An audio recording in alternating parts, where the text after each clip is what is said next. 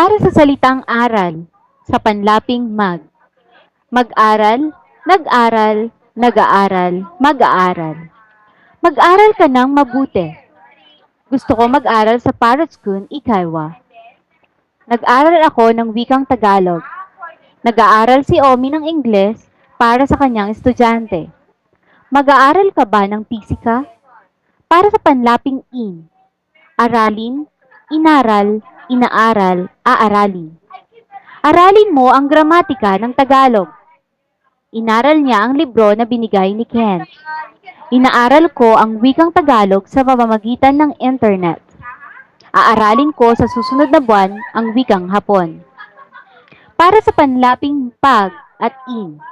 Pag-aralin, pinag-aral, pinapag-aral, papag-aralin. Pag-aralin mo ang mga kapatid mo. Pinag-aral niya ang kanyang kasintahan. Pinapag-aral ko ang mga batang Japino. Papag-aralin kita kung ibibigay mo sa akin ang katawan mo. Para sa panlaping makapag. Makapag-aral, nakapag-aral, nakakapag-aral, makakapag-aral. Gusto kong makapag-aral sa kolehiyo.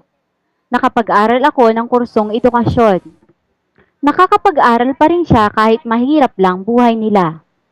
Makakapag-aral na ako sa susunod na taon. Para sa panlaping magpaaral, nagpaaral, nagpapaaral, magpapaaral. Magpaaral ka ng batang kalye. Nagpaaral ako ng batang hindi ko kilala. Nagpapaaral si Ken ng mga batang walang magulang. Magpapaaral ako ng mga batang pulubi sa susunod na taon. Para sa panlaping pag at an.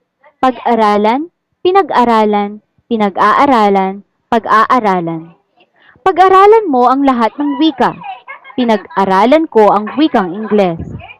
Pinag-aaralan ko hanggang ngayon ang wikang Hapon. Pag-aaralan ko sa susunod na buwan ang wikang Tagalog.